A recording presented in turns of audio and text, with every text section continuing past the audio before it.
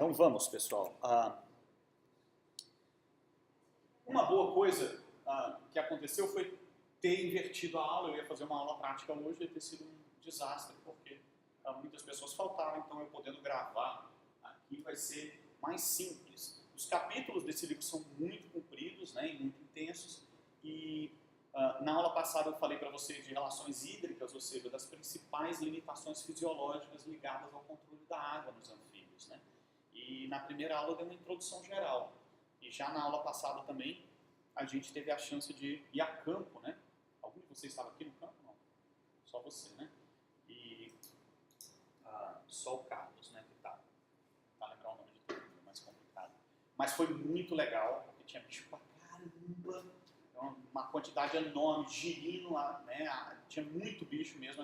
Né? Se mantiver esse padrão, né, e começar a chover agora, final de março, início de abril, a gente vai ter realmente um início de ano bem legal. Quando chove. Quando chove. Só quando chove é onde você vai ter a maioria. As primeiras chuvas mais intensas, né, são as que disparam o comportamento de acasalamento, né? E aí é onde todos os bichos saem. Porque lá na granja, muito girino agora. Que granja? Aonde? Hã? É porque lá na granja tem uma lagoa. Mas aonde é a sua granja? A Inise. Aí tem muito girino. Agora? Não, faz muito tempo. Muito tempo. Você foi lá recentemente?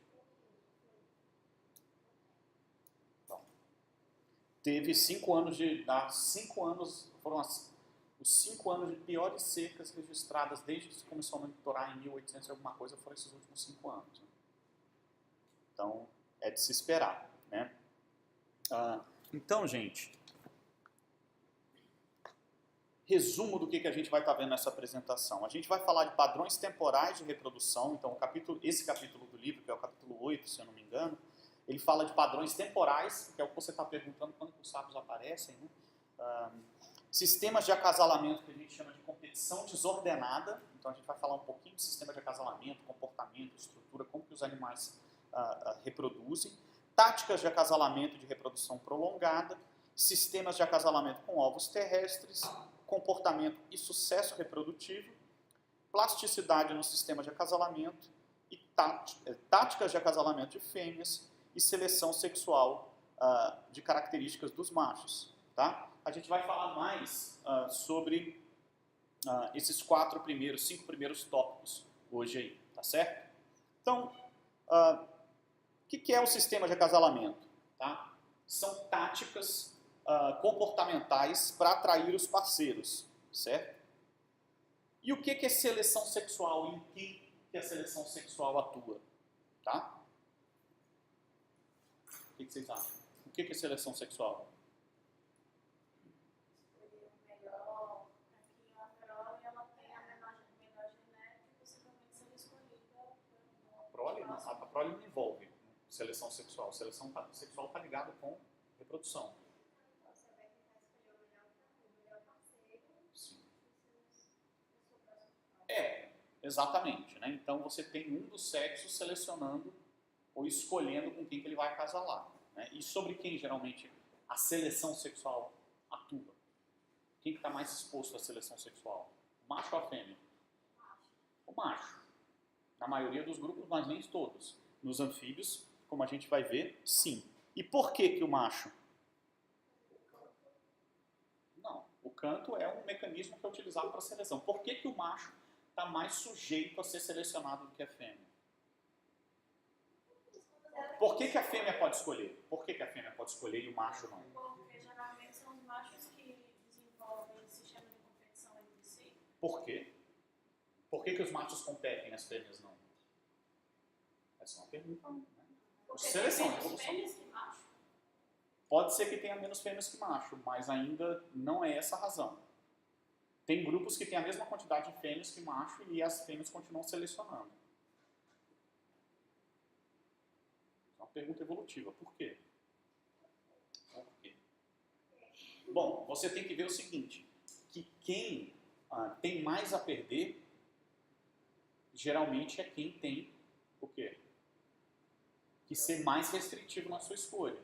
Então, o investimento energético em gametas da fêmea é muito maior. Né? Cada ovo tem uma quantidade energética muito grande em determinadas espécies, inclusive uma quantidade energética suficiente para terminar o desenvolvimento. Então, o investimento energético da fêmea é muito maior. E a maioria das fêmeas, das vezes, a fêmea só acasala uma vez na estação reprodutiva. O macho pode acasalar mais de uma vez. Tá? Então, assim, geralmente a seleção ocorre sobre os machos porque as fêmeas escolhem os machos e elas escolhem os machos porque o investimento energético dela na reprodução é maior. Claro, o macho gasta energia cantando e ele corre o risco de ser predado. Certo? Então esse jogo é complicado para o macho também, mas a fêmea anda cheia de ovos, né, e só consegue reproduzir uma vez.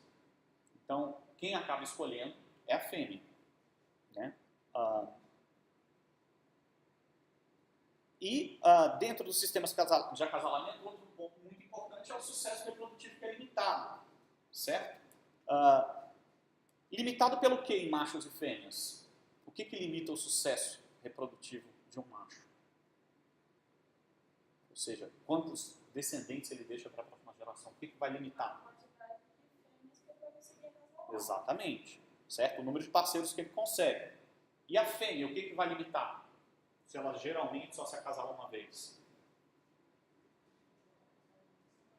O número de ovos que ela consegue produzir, perfeitamente.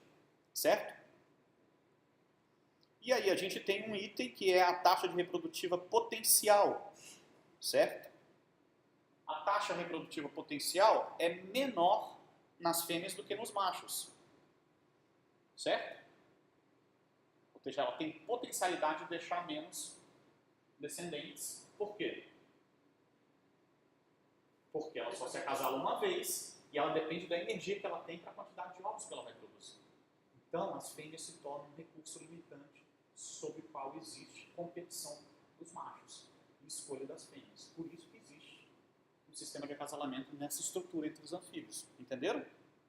Existe competição entre os machos por um recurso limitado.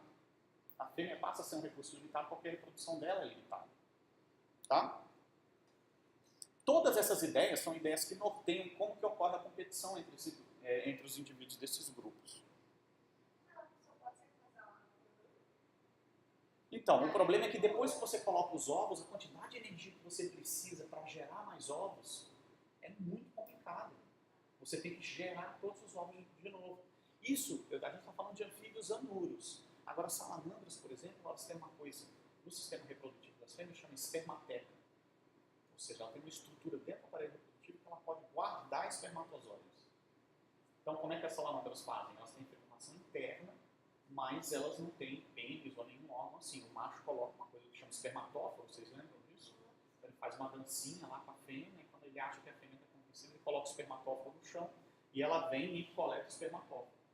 O espermatóforo é um pacote de espermatozoide na ponta, e ela pode guardar durante muito tempo. Tem vários estudos que mostram que pode passar anos com aquilo ali guardado dentro da fêmea, que ela pode acionar aquilo ou não, ou reproduzir de novo, enfim. É um sistema de reprodução diferente, mas aqui nos anuros, né, que são sapos, rãs e pererecas, funciona assim.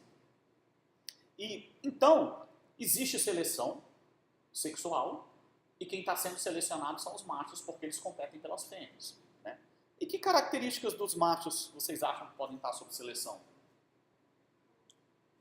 Bom, o canto, sim.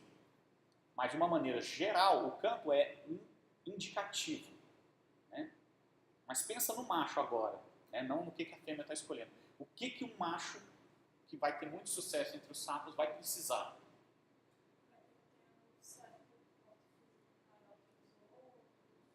Não necessariamente. Bom, assim, você colocou uma coisa, ele tem que conseguir atrair. Atrair é uma vocalização, então ele tem que vocalizar. E existem experimentos que mostram que as fêmeas conseguem discernir uma vocalização mais grave que indica um maior tamanho de corpo, mas nem sempre é o caso, certo? O que você vai precisar? Primeiro, ele vai ter que conseguir localizar a fêmea bem. Segundo, ele vai ter que conseguir atrair, literalmente capturar a fêmea e manter posse da fêmea que ele pegou. Porque, quando um macho entra em um plexo com o outro, nada impede de um macho tentar chegar lá e sai fora, entendeu? E eles fazem isso em vários, isso está documentado em várias espécies de anfíbios, entendeu? O deslocamento do macho que já está em aplexo, certo? Mas além disso, tem outras características que são importantes. Você vai selecionar também, vai estar, né? É importante, outra característica que também está sob seleção dos machos que é importante, é uma situação que ele consiga diminuir o tempo entre um acasalamento e outro. Para ele é muito importante, porque quanto mais ele acasalar, melhor, né? Então, os machos, né, ajustam, dependendo da situação na população, a sua tática de localização, certo? Se você tem mais fêmeas disponíveis, ele vai ter um determinado tipo de tática, né? Então, se as fêmeas estão muito dispersas, isso em geral para animais, ele vai ter uma tática de busca ativa. Ele vai procurar as fêmeas que estão reprodutivas. As serpentes são um caso clássico disso daí. Né? Você não chega num lugar, na maioria das espécies de serpente, e encontra as serpentes fazendo, né, comportamento de corte. Não tem isso praticamente. Você não vê uma coisa rápida, efêmera, quando os bichos se encontram. Mas a fêmea, o macho procura ativamente as fêmeas, porque elas estão dispersas no ambiente em baixa densidade. Isso ocorre também em lagartos e em algumas salamandras. Mas, na maioria dos anuros, os animais são sedentários. Né? A galera, né, prefere ir para o boteco. O boteco é a lagoa, senta lá e fica lá, né, e tenta atrair as fêmeas, porque eles são animais gregários. Isso é uma coisa fantástica, o gregário que fica agregado, né? Então eles formam agregações. Então isso é uma coisa muito legal de biologia de vertebrados, por isso que eu acho que é o grupo mais interessante de animais que tem para estudar. Porque você consegue chegar numa lagoa, baixar e pegar o bicho na mão. Vai fazer isso com lagarto.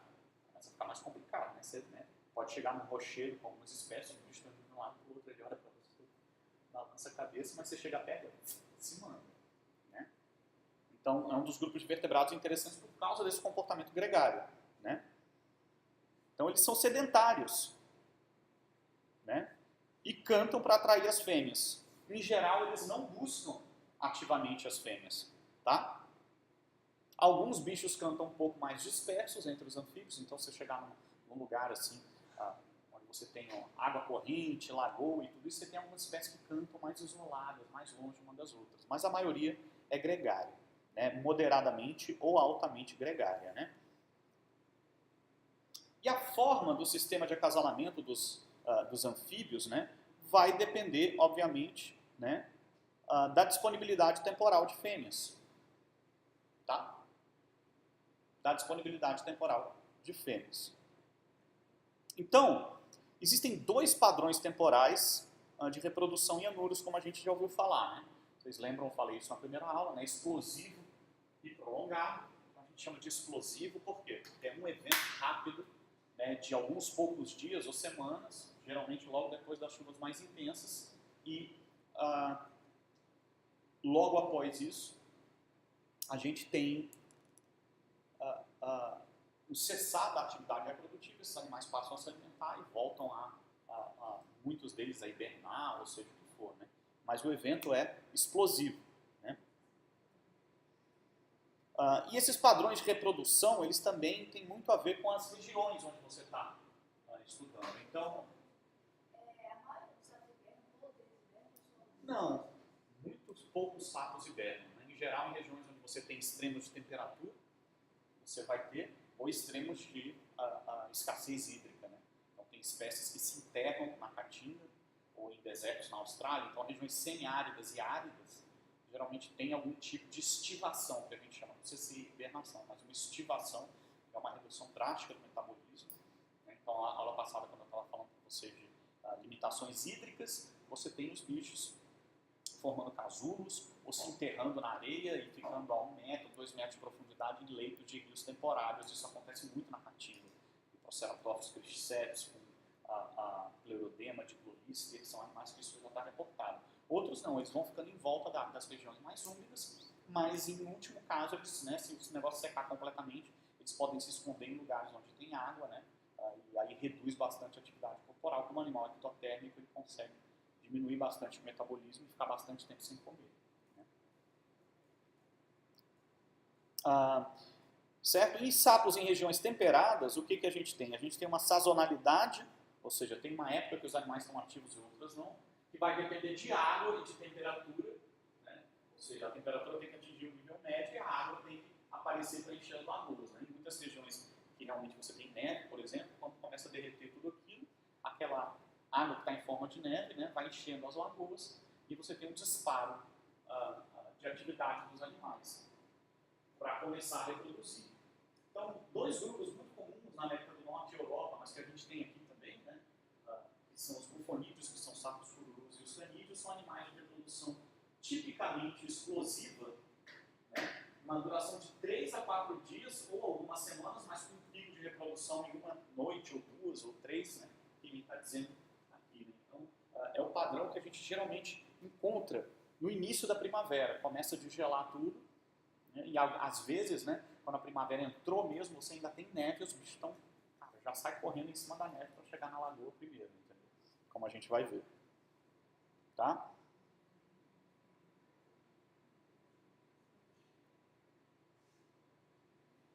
Então, em regiões temperadas, a gente vai ter padrões explosivos, que a gente chama, né?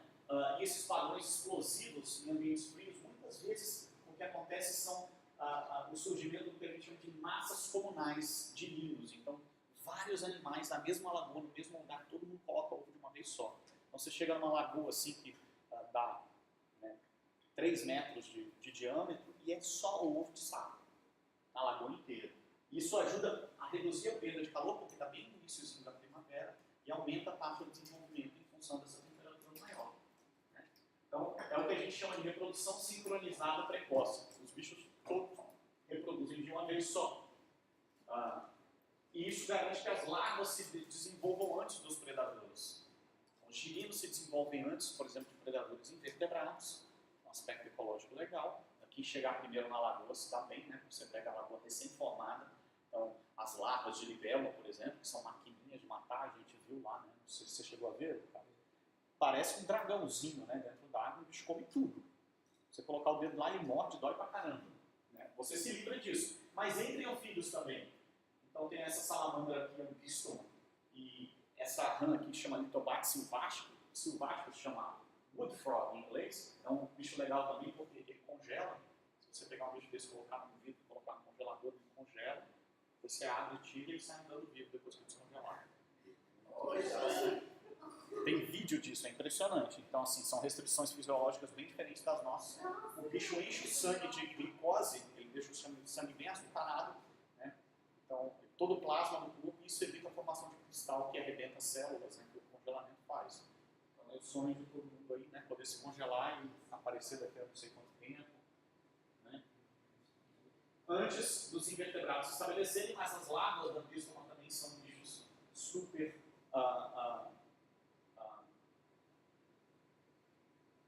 super predadores, né? E evita também que as larvas acabem se canibalizando, né? Porque animais como o Anguiston e outros, né? Dependendo da densidade de larvas, a gente vai ver no estudo aí, quando a gente vai falar de girinos, né? Tem uma aula inteira sobre isso, teórico, a gente vai ter uma aula prática para olhar os girinos também, mas os girinos têm essa capacidade, muitas vezes, dependendo da densidade, alguns indivíduos começam a virar canibais. Tá? Então, você evita também chegando mais cedo, né? Então, se olhar os ninhos comunais, aí dá um exemplo de um ninho comunal, né? Então, assim, uma quantidade enorme de ovos, né? Vocês vão poder ver depois com mais definição na tela do computador, mas aqui são ovos, né? Massas e massas de ovos, todos depositados de uma vez só, logo no início da primavera, no caso aí de Lithobates ou rana silvática.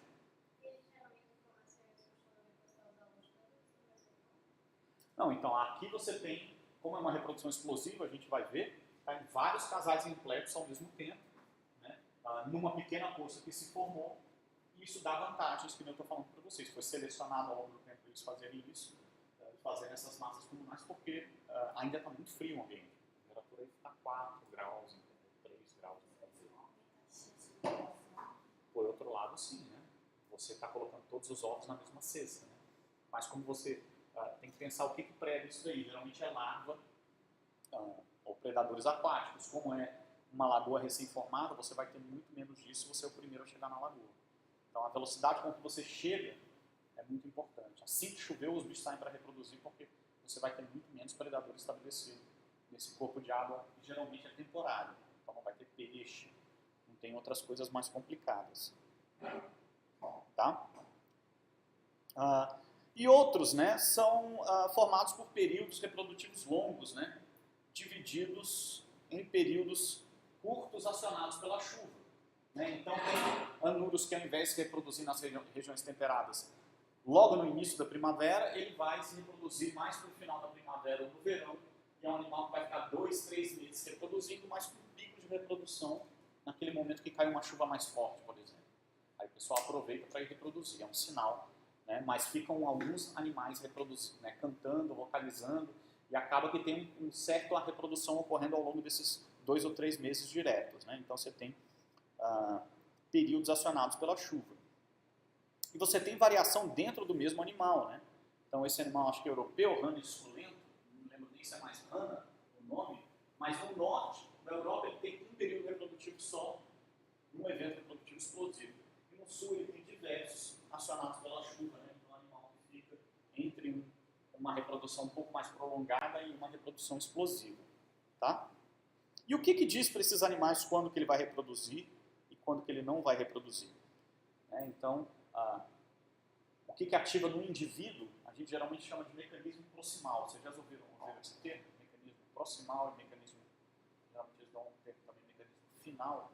Então, assim, o que seleciona, né, o que explica um determinado fenômeno, né, por que o sapo reproduz nessa época? Por que o sapo saiu para reproduzir? O sapo saiu para reproduzir porque a temperatura disparou nessa espécie aqui, que controla a temperatura, então aumenta a temperatura, ela vai para a lagoa reproduzir. E nessa outra espécie aqui, nessas outras duas espécies, são ciclos hormonais intrínsecos do animal que disparam. Mas eu posso dar outra resposta para vocês. Evolutivamente, né, só deixaram descendentes os animais que reproduziram nas primeiras chuvas, logo depois do inverno. Essa é uma explicação final. Oi? Não, eles não percebem, não é com temperatura, é um ciclo interno do animal que não precisa de temperatura, ele vai sair para reproduzir. Não, o ciclo é anual, né? Na hora que se fecha esse ciclo de hormônio, dentro do organismo, ele sai para reproduzir. Não interessa se a temperatura está certa ou não. Entendeu? É um controle interno. Mas fiquem atentos a isso daqui, que tem tudo que você for observar, você pode dar uma explicação de mecanismo proximal, ou seja, que né, veja só a pergunta, por que o sapo reproduz no início da estação chuvosa? Eu posso dar uma resposta evolutiva, uma resposta final, que ao longo, né, de gerações e gerações e gerações, só quem reproduziu logo no início das chuvas deixou descendente, assim por diante. Ou eu posso dizer, ele reproduz porque a temperatura atingiu. É uma resposta fisiológica, entendeu? É um mecanismo que a gente chama de proximal ali, dentro do animal. Tudo em biologia, né, e em ecologia você pode dar explicações proximais e finais. É isso que eu estava querendo chamar a atenção. Por fora do que eu estou falando aqui de anfíbios. Tá? Além disso, né, isso a gente está falando de animais de regiões temperadas. Nos animais tropicais, tá, muitos reproduzem ao longo do ano todo. Muitos reproduzem ao longo do ano todo e outros apenas após chuvas fortes. Então, se eu olhar aqui, né, isso aqui, né, Trachycephulus venulosa, tipicamente aqui nas regiões tropicais, Amazônia, um pouco mais aqui na Paraíba tem algumas espécies parecidas, é um bicho que reproduz depois de chuvas muito fortes, e ali tem um contraste entre duas espécies de Cynax, que são essas pererequinhas aqui, uma aqui bem parecida com a Cynax signatus aqui, e esses dois animais têm no Panamá, né, um deles é mais contínuo, que é essa Cynax bolengeri aí, e a Cynax ruber é um animal que vai reproduzir apenas após chuvas mais fortes, certo? Então, você tem todos esses padrões, né? Eu coloquei um asterisco ali para muitos reproduzem ao longo do ano todo, porque eu falei para vocês na aula passada que não é bem assim. Né? Na região temperada, ou na região tropical, muitos dos primeiros trabalhos em regiões tropicais eram aí no Panamá, né, em regiões que a gente chama de superúmidas, em regiões montanhosas que tem umidade constante. Aqui para o sul, a maioria vai ter um pico de reprodução, ou mesmo um momento que cessa completamente, da Amazônia até a Mata Atlântica. A sazonalidade aqui é bem mais intensa do que no Panamá, por exemplo. Então a gente tem variação. E ele comenta ao longo da apresentação aqui, ou do capítulo do livro, ele comenta isso. Tá? Obviamente, né, esses padrões têm variação geográfica, né,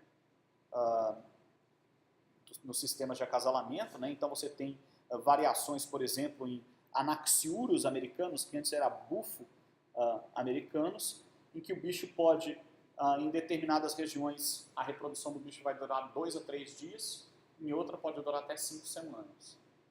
Porque é um bicho geograficamente com uma distribuição enorme nos Estados Unidos. Então, dependendo das condições locais, o tipo de reprodução que ele vai estar implementando varia, né? Então, é comum em espécies de regiões temperadas de ampla distribuição você ter essa variação de acordo com a população, como que cada bicho reproduz, né? Isso também ocorre em espécies tropicais, mas é muito pouco documentado, né? A gente sabe que, por exemplo, em Leptodáctilos pentadáctilos, que é aquele bichão ali, que é a rã-pimenta, né? Mas a rã-pimenta da Amazônia, a pimenta daqui é o Leptodáctilos vastus, a gente ouviu, mas a gente viu, mas não pegou, né? Foi o bicho entrava na toca ali, né? Mas próximo eu vou levar um pulsar e a gente só bota em cima dele de longe assim, aí já era, perdeu o playboy, né? A gente vai pegar. Né? E Physalenus cuvieri, que é o sapo cachorro, aqueles que vocês ouviram também, né, na aula. Né? Centro-Oeste versus Sudeste tem uma demonstração muito clara de variação. No Nordeste, estou colocando pergunta, não tem nada feito aqui, né? Mas a gente sabe que só dá aquela estiada aí, principalmente no interior, esses bichos todos desaparecem. Né? Então a gente vai ter, muito provavelmente, um padrão de reprodução guiado pelas chuvas mais fortes. Né? O Cuvieri é contínuo em regiões do Sudeste, né? E 6 a 8 meses do ano você vai ter esses animais reproduzindo em algumas áreas do Sudeste. Eles só vão parar de reproduzir quando realmente o frio fica mais intenso e diminuir a disponibilidade de água. Mas no Centro-Oeste você vai ter apenas 4 meses. Então, Brasília, toda aquela região do Cerrado vai ter 4 meses. Aqui vai ser menor ainda, principalmente em regiões de caatinga. É um animal muito amplamente distribuído aqui em regiões tropicais. Tá? Então, existe variação. Tá? Agora, existe uma série de implicações desses sistemas de acasalamento, de reprodução prolongada ou reprodução explosiva. Né? Obviamente, cada um deles vai influenciar na seleção sexual, então a gente falou, né? Quem seleciona são as fêmeas, né? Porque elas são recursos escassos, porque elas têm uma quantidade determinada de energia para alocar para a produção de ovos, e ela provavelmente só vai reproduzir uma vez, ao contrário dos machos. Né? Então, se você tem apenas 4 dias para reproduzir, é um pouco mais complicado de escolher, né, com quem você vai reproduzir, como a gente vai ver. Tá? Então, os padrões de sistemas de acasalamento, a reprodução explosiva ou prolongada vai influenciar na seleção sexual, a gente vai ver isso já já, e na forma como os machos colocam a energia deles e o tempo para a reprodução, certo? Então vocês têm que pensar que oportunidades para a escolha pelas fêmeas é bem menor nos animais de reprodução explosiva. Aliás, né, em geral vocês vão ver que a fêmea entra na lagoa quando tem esses bichos de reprodução explosiva, né? Os bichos tudo vão em cima dela, né, como a gente vai ver. E você tem menor competição por fêmeas nos animais de reprodução explosiva. Eles acabam acasalando menos vezes, certo? Então, se eles acasalam menos vezes e você tem menos competição e menos oportunidade de escolha pelas fêmeas, nos animais de reprodução explosiva, a gente imagina que tenha menor seleção sexual, né? Ou que a seleção sexual seja mais fraca, né? Já que as fêmeas não podem escolher tanto. E os machos não competem, né? A gente deve achar que a seleção sexual é menor em explosivos. Só que não. Não é bem isso como a gente vai ver. Tá?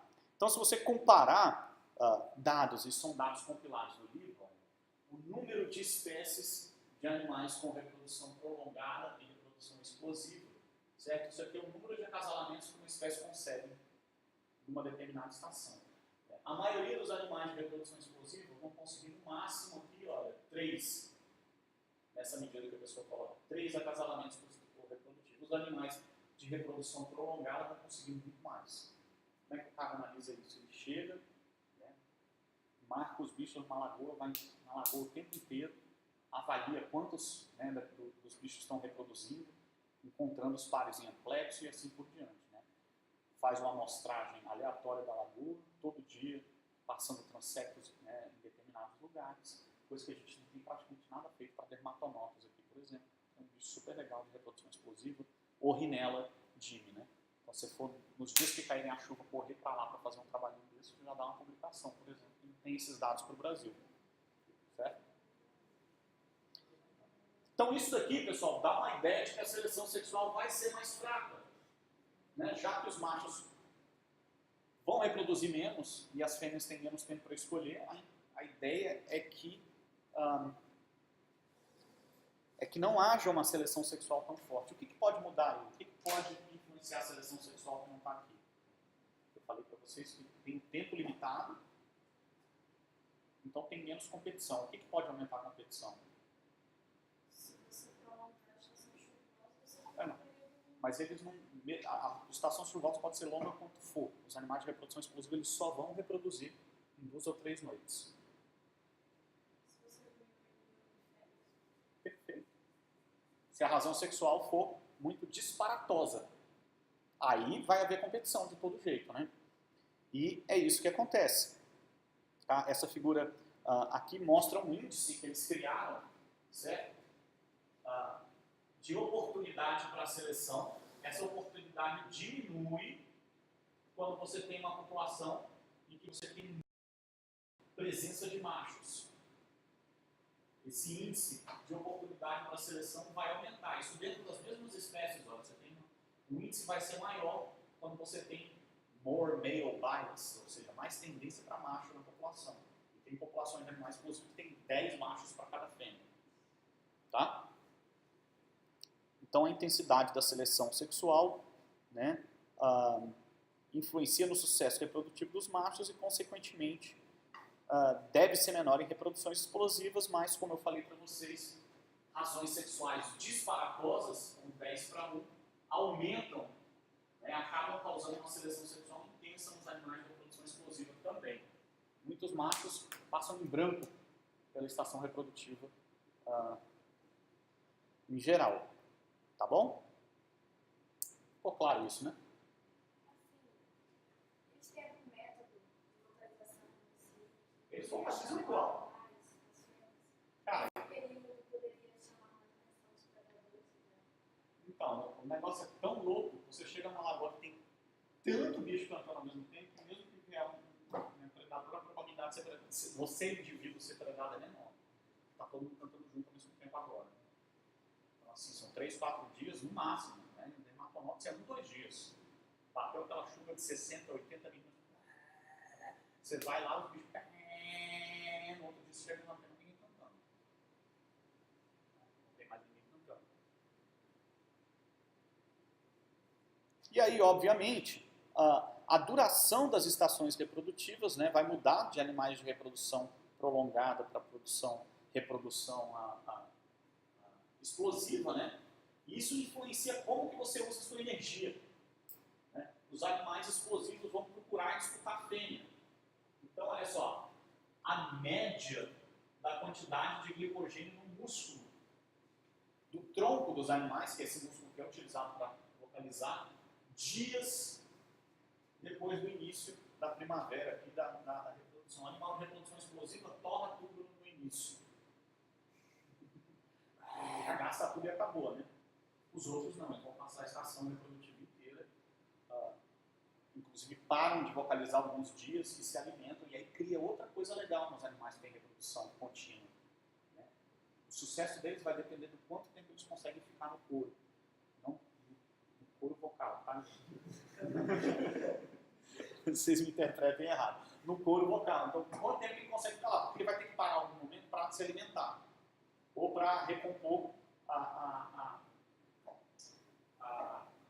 parte hídrica, descer para descansar e por aí vai, né? A gente vai ver que isso é importante. Então, enquanto os animais de reprodução contínua, eles têm que proteger recursos, e o sucesso vai depender de quanto tempo ele consegue ficar no sítio reprodutivo, certo? E ele tem uma série de estratégias de economia de energia, que ele tem que ficar vários dias ali, né?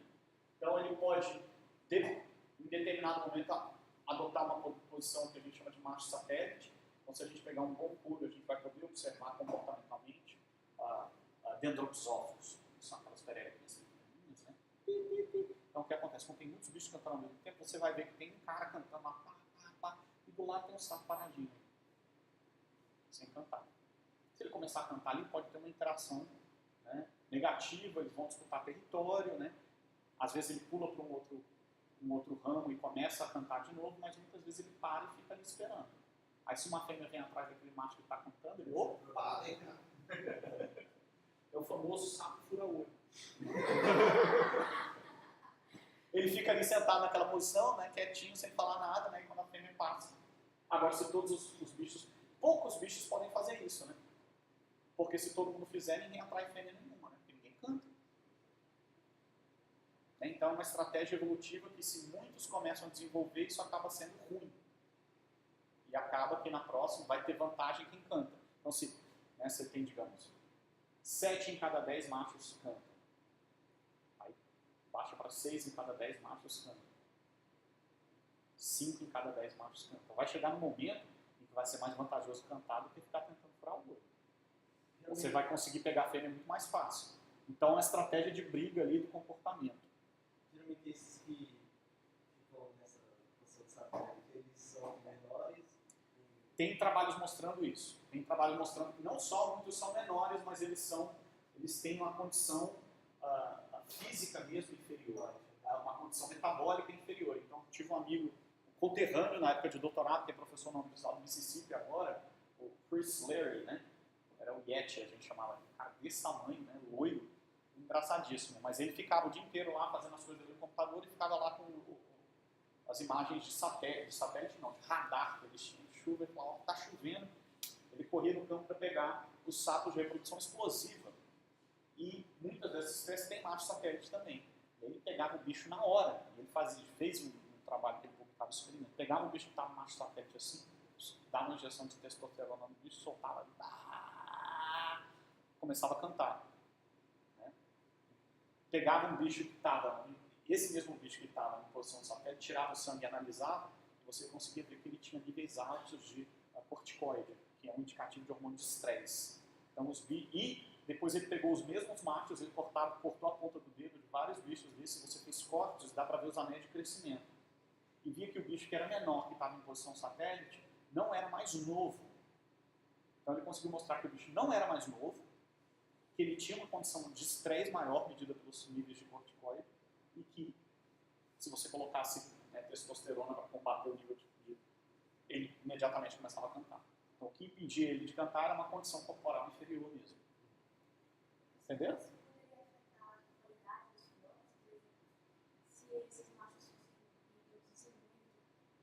Não, então, o que levou esse macho até aquela condição pior, não dá para saber.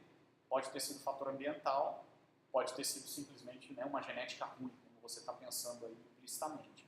Mas é difícil saber. Tanto que essas características se mantêm, né? Então, existe os machos que têm comportamento satélite deixam, né? Se você for pensar evolutivamente, eles deixam prole. Tanto que essa característica se mantém na população, em baixa quantidade, mas se mantém. Mas assim, a gente está falando de macho satélite, isso é uma estratégia para economizar energia.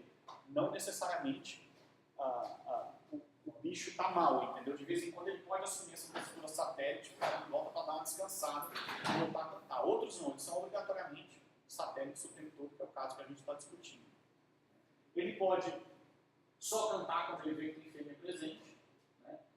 Pode ter períodos de canto em que ele está lá por silêncio, ou vai sair para o sítio reprodutivo para se alimentar. Isso permite com que ele fique com um nível de glicogênio mais constante e caia menos, possa passar mais tempo reproduzindo. Tem espécies que o pessoal, por exemplo, vai mesmo, né, acompanha, né, aquela população ao longo de 280 dias de animais de reprodução contínua e pode ver um mesmo macho reproduzindo quase 10 vezes numa estação reprodutiva. O que para animais de reprodução explosiva, é bem mais complicado. Né? Como a gente está vendo, a perda de energia é muito rápida no início ali, o número de dias que a gente está vendo ali, desde o número de dias da estação reprodutiva, rapidamente eles fritam toda a energia que eles podem consumir. Tá?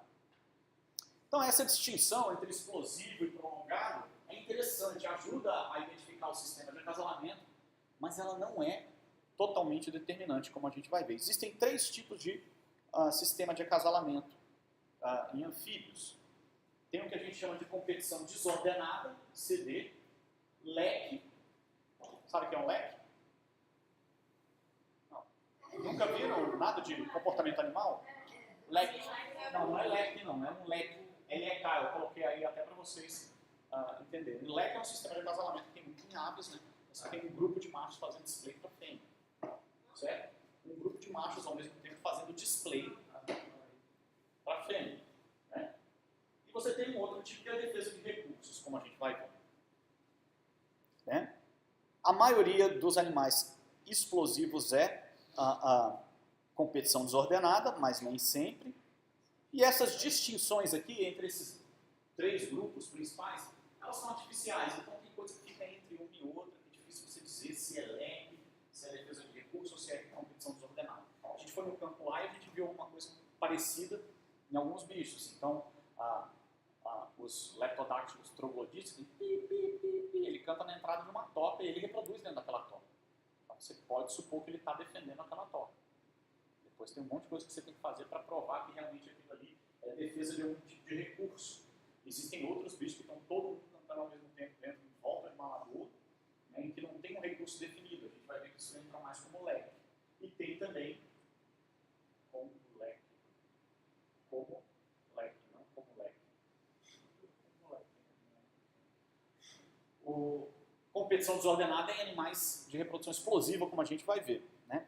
Então, esses sistemas de acasalamento por competição desordenada, o que você tem? No ambiente aquático, um grande número de animais ao mesmo tempo. Os machos chegam antes das fêmeas, são muito mais abundantes, e cantam enlouquecidamente, e geralmente não distinguem sexo.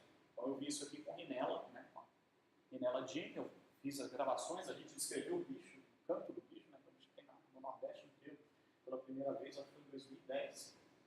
E né, quando eu estava gravando eu percebi muito. Né? Eles amplexam basicamente qualquer coisa. Passou do lado, meu amigo, ele abraça para ver o que é. Por isso que o cururu, quando você pega, ele faz aquele canto de soltura que a gente viu. Né?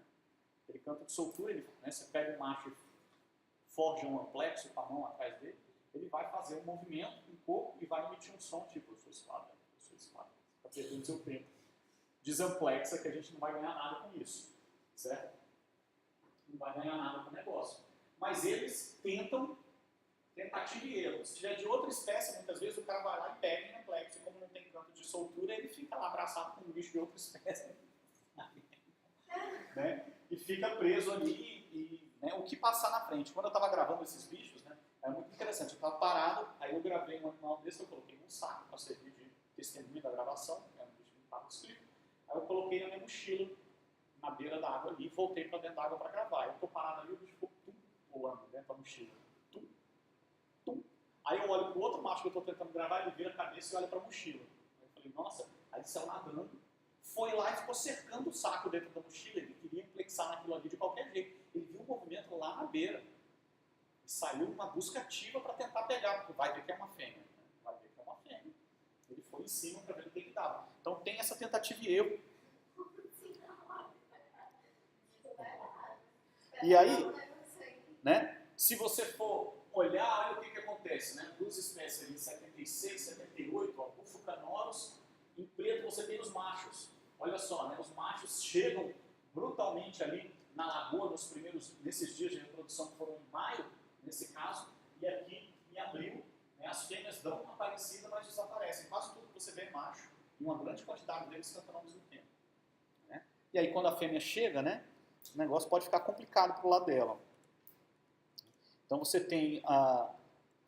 os animais disputam as fêmeas individualmente, né? E o macho tenta deslocar o oponente mesmo. Então, quando está em amplexo, o cara encontra a fêmea em amplexo, chegam ali, sai, né? Tenta deslocar. Então, a oportunidade de seleção da fêmea, mas o que acontece quando ela chega na lagoa?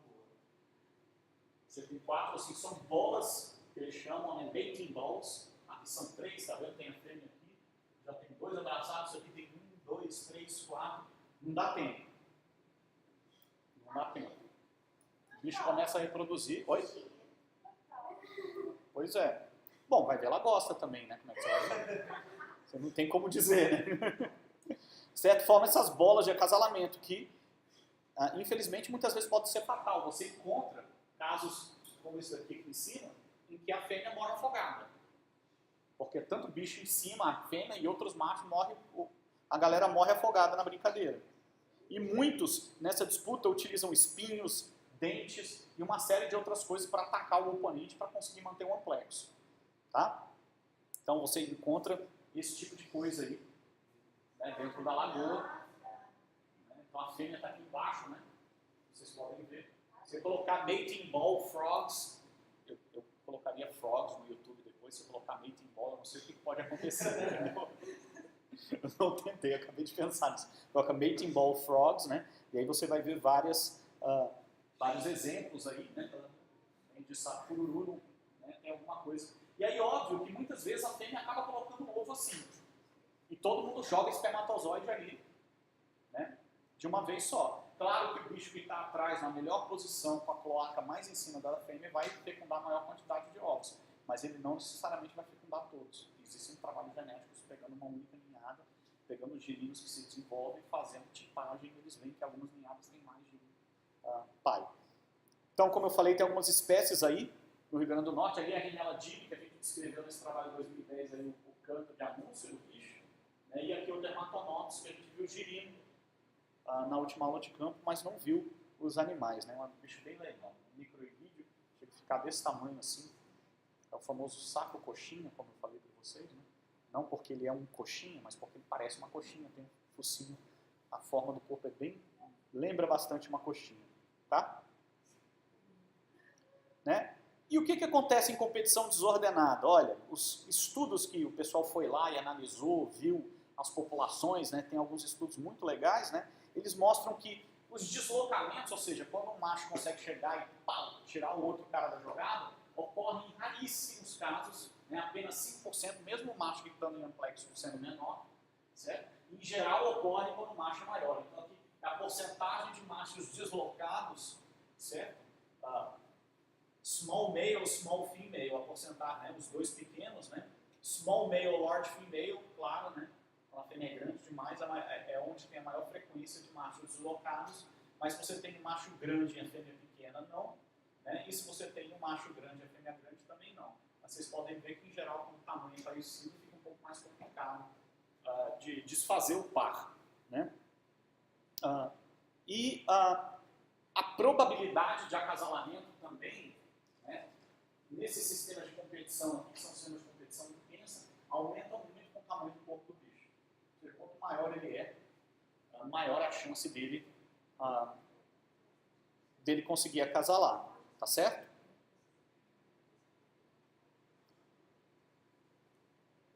Mas isso pode variar entre populações de uma mesma espécie e de acordo com a densidade. Né? Então, se você chega em situações onde a densidade não é tão grande, talvez você não tenha uma vantagem explícita assim tão maior para os machos de maior porte. Tá? Mas a presença no couro e o sucesso de acasalamento influencia o sucesso de acasalamento também. Obviamente, né, sapos são oportunistas, então o número de noites que ele permanece lá naquele lugar vai afetar a chance dele reproduzir. Né? E também, mas o número de noites é difícil de medir, né, em explosivos, porque muitas vezes é 1 ou 2 noites, mas de qualquer maneira, a gente sabe que existem pequenas diferenças ligadas à presença no couro, mas a principal é que os machos maiores costumam, nos trabalhos que mediram isso, chegar antes dos machos menores. Por quê? É um pouco mais complicado de explicar. Você muitas vezes encontra esses bichos andando na neve, alguns dias antes das fêmeas chegarem. Então, falou, meu irmão, vou nessa logo, né? Acorda mais cedo, talvez seja por isso, o mais velho acorda mais cedo, o mais jovem dormindo lá e não levanta, né? O mais cedo fala, vou logo, porque senão não vai dar certo esse negócio. Mas é difícil entender, né? Talvez os machos, por serem mais maiores, sejam mais velhos e cheguem antes no sítio reprodutivo, porque eles já conhecem o sítio reprodutivo. É uma possibilidade, mas isso é muito pouco estudado, tá? E isso ajuda eles a economizar energia e, né, perder menos energia disputando com machos menores, né? Essa espécie, por exemplo, o Bufo canorus, né? Eu também não lembro se o nome permaneceu como bufo. Os machos grandes chegam antes e saem depois. E 30% a 60% das fêmeas estavam disponíveis para esses machos durante o período, né, em que eles estavam na lagoa. Então, dando antes e saindo depois, ele garante acesso maior à fêmea durante a reprodução. Né? Por que chega antes é difícil de falar, né? Não tem como a gente explicar muito bem. Né? Obviamente é melhor, mas por que é melhor não é difícil de saber. Tá? Gente, vou dar uma pausinha só aqui para a gente descansar um pouco, né? E